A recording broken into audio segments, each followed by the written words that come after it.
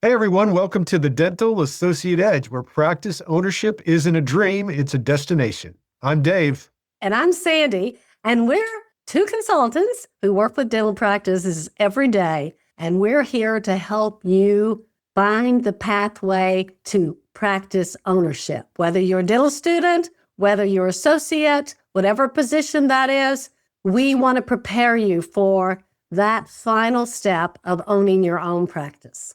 So let's start with that big question. Is practice ownership even part of your future? Well, Dave, that's a really good question, but you know what? I think we ought to tell them what right we have to talk to them about this. Yeah, you're probably right about that. Yeah. I get excited. My name is Dave Striegel, and I have a PhD in sport and performance psychology, which may not be obvious as to how I end up here talking with you about the path to dental ownership. But when you think about it, if you rise above the fact that it's dentistry, it's really about people leading people to accomplish certain goals under varied conditions consistently. And that applies to sport, it applies to dentistry, and virtually every other industry there is. I've been doing this for over 30 years, and specifically really invested and enmeshed in dentistry for the last 18. And I absolutely adore the dental community, and I'm excited to be here. On my part, I've been in dentistry 43, 44 years now, a long, long time. I ran my husband's dental practice for 30 plus years, and I've been consulting now for 20 years, working with all types of practices and all types of scenarios. And of course, I fell in love with a dental student, and that's how I got into dentistry. And so I'm very passionate about helping dental students and associates succeed. I want them not to make all the same mistakes we did. We made lots of mistakes. There was not even practice management around when we started. And I think we made lots of mistakes. We learned from there. And there is no reason why everybody has to keep repeating those same mistakes. So my hope is that we can shed a light and save you money, save you energy, save you headache by preparing you for this pathway. And I would add to that, my hope is that we become a trusted resource so that if you do have questions, you feel like you have some place to go. Really, our intent is to help and provide you sort of a next step. And we've both seen so many situations where mistakes were made or they just didn't know what to prepare for. And there was disappointment, heartbreak, lots of money problems, lots of stress problems. And we know there's not a lot of help out there to prepare you for this pathway. Clinical skills you have to have, important, but it's those business skills and those leadership skills that we hope we can fill the gap in. Because running a business and doing dentistry are two very different things. Yep. You have to have both to succeed. That reminds me that often we have to remind people, and associates in particular, that the clinical skills get you into the game. Your business and people skills determine if you win, or to what degree you win, or how often you win the game. That is so true. Well, back to your question, Dave. Why don't you repeat it for everybody? Is practice ownership really for you? And while that may seem a very simple question, it's not, especially as we're seeing today I see more and more associates really contemplating, do I want to take on the role and the responsibility of being a practice owner? Because it is significant. And there are definite pros and cons. You bet. To it. We want to discuss those because we want you to know ahead of time, before you take this big leap, an important leap, a leap that a lot of dental students and associates want to take. We want you to know ahead of time where you might can build your strengths and develop your weaknesses to get to the point where you walk into it and you know mostly, you never know 100%, you know mostly what you're going to face, or at least you have some ideas. And to piggyback on that, I don't know that any of us could really expect to know everything that we need to know because so many situations crop up that you can't predict. No, right. A global pandemic being a great example. Who would have ever trained for that?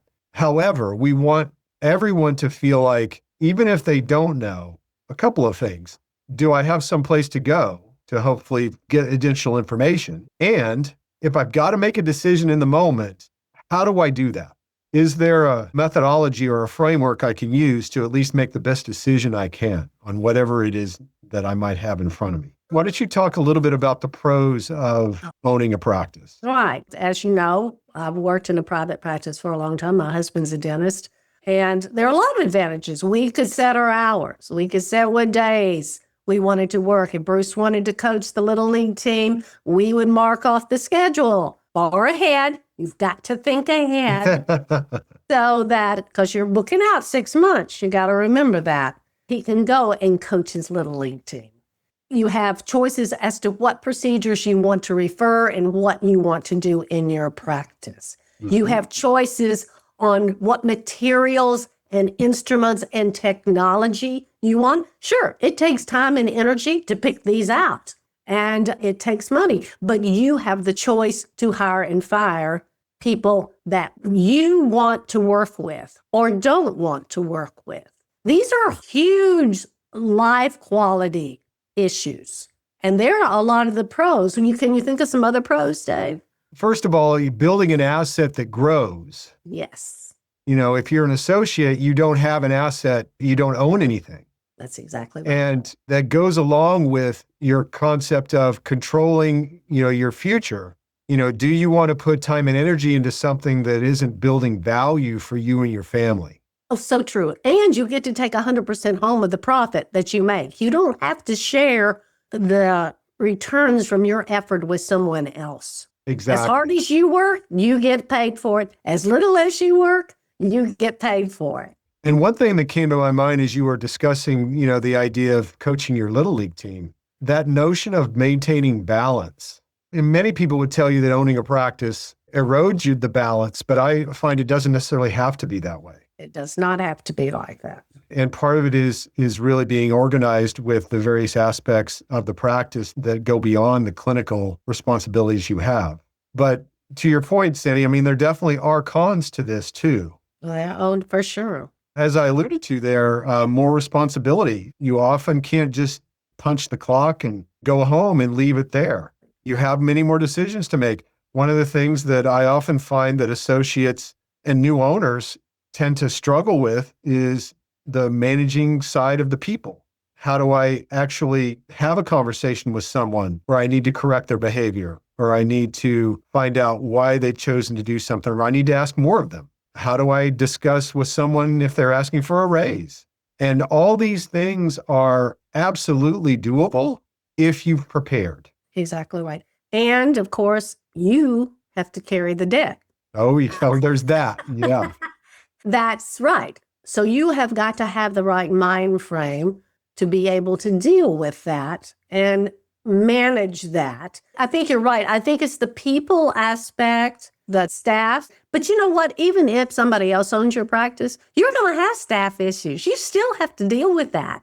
You still have to deal with a lot of these cons, even if you're working for a corporate institution, but you don't get to take home all of your income because they pick out the supplies, they pick out the instruments, they will hire and fire. And they're trade-offs. On that note, just as you were talking there, Sandy, I was reminded of a conversation I had with an associate dentist earlier this week, where he and his owner have not made clear agreements as to how new patients are distributed.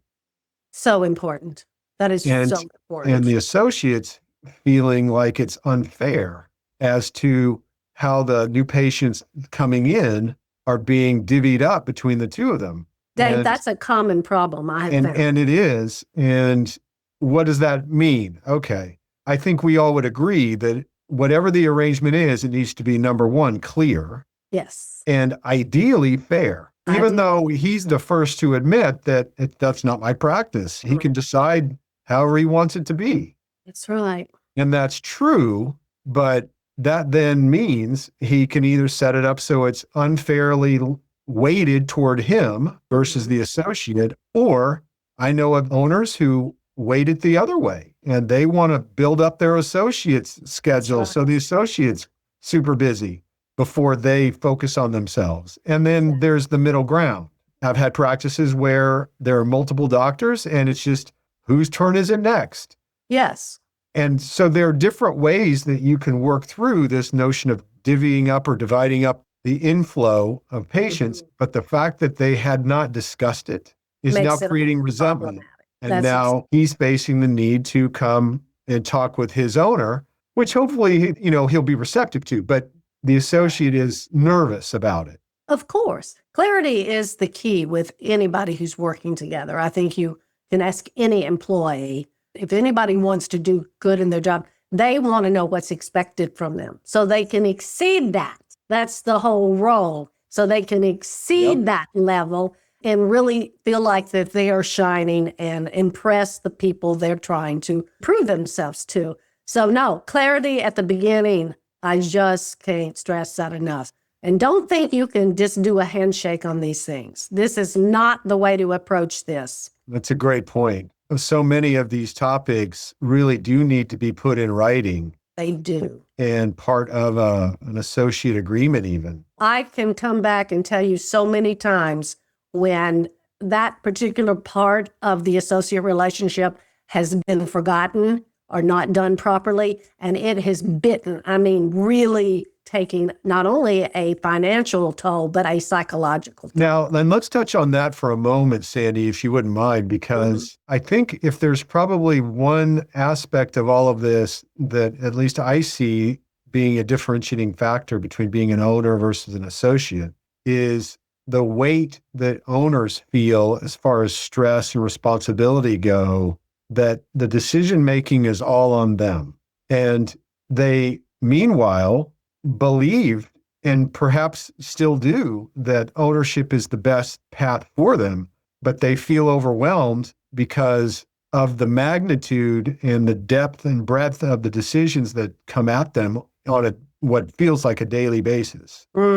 Because as the owner, I like to think of it as each dentist owner wears 3 hats. Oh, yeah. One is the clinical hat that they went to dental school to learn how to do. The second is a manager hat, which is what happens within the 4 walls of the practice. So if you think of it as going from the single treatment room being where your clinical hat is, to now you're up in the rafters of the building looking into all the rooms in the practice. Operations, flow. Exactly. What's going on with hygiene? What's going on with front? All that stuff. Then you got to step up onto the roof to really put on the owner hat to look into the future and then into the past to try to reconcile where you are today and what needs to happen today to make the future ideally better than the past. And that structure you just designed to me is what I call the dental leadership. It encompasses all of those stations, the clinical, the in-house, the operational, and then the strategic thinking. That's what I like to call a dental leader. And if this is something, and we're going to talk about what kind of person are you? This is what we want to first delve into. Is ownership the right choice for you? Because some people just say, no, I want to work part-time. I want to go 8 to 5. I want to not take anything home with me. No, that's what I want to do as a dentist. And those are the type of people that are perfect for associates. Yep. And to your point, for those who have different answers, meaning things like, I want to have more control over my environment, which double-edged sword there. It is. But if I want to have more control over my environment and I want to have earning capacity that is essentially unlimited, it really is dependent upon you and the type of dentistry you want to do and the type of culture you want to have. Those all reside with the owner to make those decisions. So I think part of the soul searching that goes with this question is really perhaps asking yourself and then maybe even asking those who know you best. Exactly. That's a good point, is asking these questions. And we're going to, at the end of today, propose some questions for you to ask yourself and people who know you the best. And think about and prepare, because when we come back in our next episode, we're going to talk about those and help you understand yourself better before you take this leap. Because it is sad when I run across a dentist, and I have a number of times, who looked back on their decision and said, I should have just been an associate, or flip-flop. the associate who has now worked 25 years as an associate and realizes that he has no option or she has no option anymore and says, I should have opened a practice 20 years ago. I should have done this on my own. And that's what we want to prevent you from having, if we can, having that buyer's remorse, so to speak. Or the regret of whichever decision you make. To regret to know that about yourself and be able to look back and say, you know what, I made the best decision for myself at the time. Mm-hmm. And that's not to say that, I mean, and I'm sure, Sandy, you know as well as I do, that associates who become owners later in their careers, I think all things being equal, earlier is better. Yes. Because it gives you more time to build equity and build skills and things like that.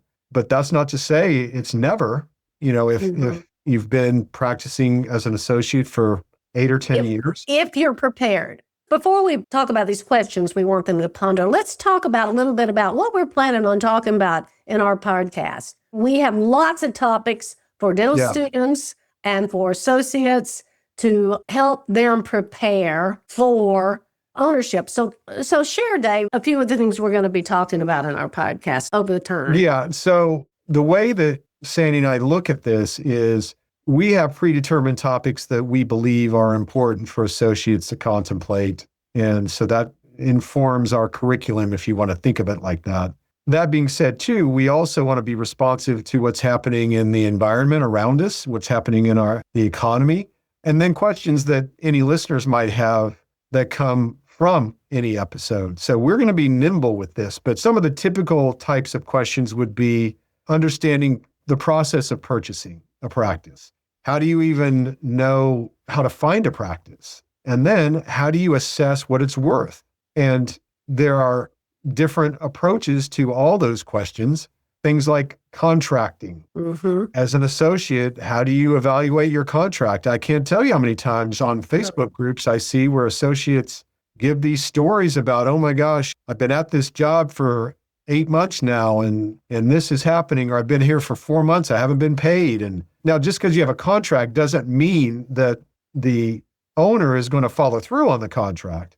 But there are even, I think, steps you can take to... But then you have legal... You do, and even prior to that, doing some due diligence. Yes, exactly. To make sure that who you're signing on with is of the kind of integrity and character that you're looking for. So things like that, even as specific as human resources and absolutely hiring and firing and leadership, things like that speak to the people side. So we aren't opposed to taking on virtually any topic. And we really want to also help you understand the finances of the practice. Every business has a growth curve. And when you start off, your finances are going to look a lot different than they are later on. And we're going to talk about what to expect, how to deal with it, how it will work. And the thing, Sandy, that I think is important for you to elaborate a little bit on is, and one of the things I was most excited about in launching this podcast with you, is your experience as the spouse of a dentist. And I believe that the dynamics that go on with the spouse are essential, but also not addressed nearly enough. If the dentist buys the practice, we often think they live in a bubble and the spouse is really not party to that. So to some degree, it depends on their relationship, but you being a spouse of a dentist for many, many years. Almost 50. I find that being really, really valuable. So could you speak for just a moment on what you feel like that will bring to the podcast? I will tell you that I felt like I saw the inside of a dentist's brain. He would tell me things. He would come home and be stressed out about things I didn't even pick up, even though I was working at the office. Mm-hmm. And he would say interesting things that gave me a whole different perception of running the office and how the clinical jives between it. What's bothering him? What's waking him up in the middle of the night? What kind of things just pushed his button? Or what, when he came home elated about a good outcome of some big case he was working on. I felt like I really got to get in to feel like what a dentist feels like. And also the influence that you could have. Absolutely. I and think helping so. him feel like you can do this, or wow, Exactly. you probably should talk to somebody about that, or Exactly. right. The spouse needs to be a very big part of this decision and this prep work. So we urge you to include your spouses You if bet. you're thinking about owning a practice in this podcast to help them understand what to expect when you do take this wonderful big step, which is proven by all the data that I've seen and all the financial analysis to be the most profitable route for a dentist. The potential to make the most income is owning your own practice. But it doesn't come free. No, nor does it always come easy. So No, it's a trade-off, and that's what you all have to decide. yeah, absolutely. So why don't we talk about the questions that we want them to ponder Yes, before our next episode, which, by the way, we will generally address the questions at the beginning of the next episode. So, Sandy, what are the questions that we want them to think about?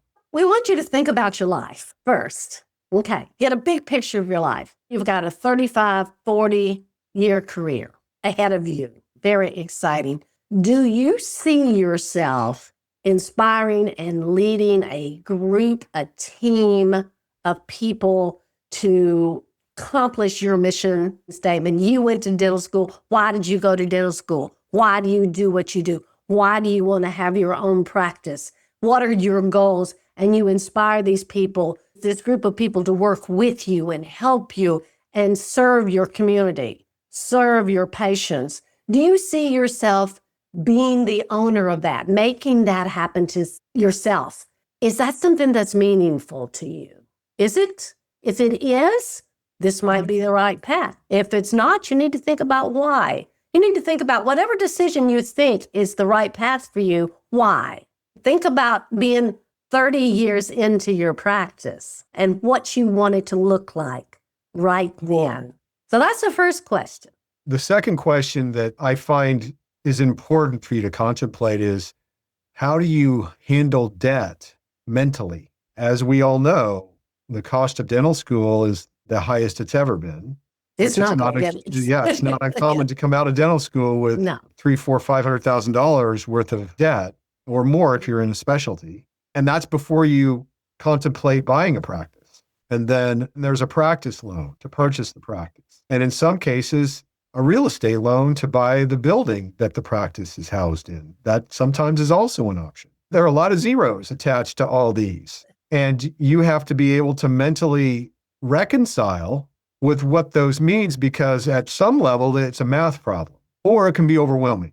It can eat you alive, that type of mentality. If you really are not comfortable with the notion or the reality of having a monthly responsibility to an entity, the bank, whatever that is, I think we all know the bank gets paid first. Yes. Then the team gets paid second, Benthers second or third, and then the owner last. And it's interesting how different people are in respect to that. So I think we want you to kind of analyze yourself, look inward, and ask your closest people, how comfortable are you with that? Monthly payments for the next 20 years is fine. I can handle that. Or you may be thinking, oh, God, just think about that huge sum of money. Yeah, fixating on that instead of baby steps, getting there to pay it off. Well, and that's, I think, important to note too, is the typical practice loan is 10 years. There are some variations to that, but the typical one is 10 years. And so you got to figure, all right, can I make it 10 years at whatever this payment is? And again, the reason I say it's a math problem is because once you can get a handle on what the practice produces, then collects, then spends on operations and staff, then what's left over is what you have to work with to fund your lifestyle and your debt service. And we're going to talk about all of this. And at some point, your retirement too. Yes, absolutely. So Absolutely.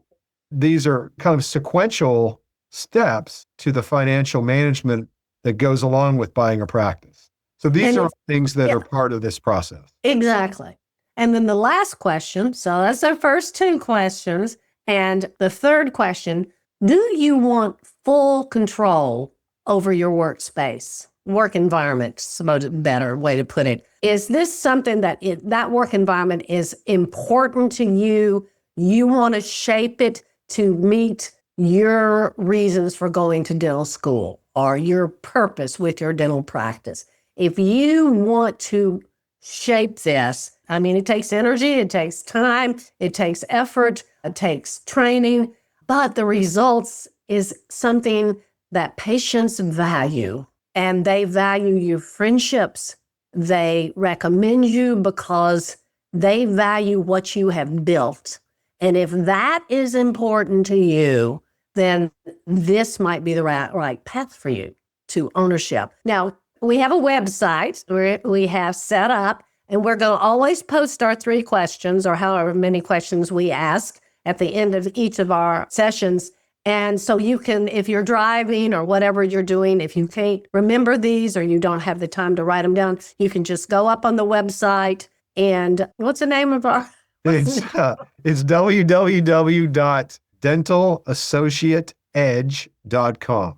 You've got your questions, you've got your homework assignment. And so I guess it's time for us to sign off and let you continue your life. What do you say, Dave? Sounds good to me. So as I know I speak for Sandy when I say that this is something that's very important to us. We're passionate about it. We hope you sense that in our voices. And that's your edge for today. So keep learning, keep leading, and keep moving forward toward ownership. See you next time.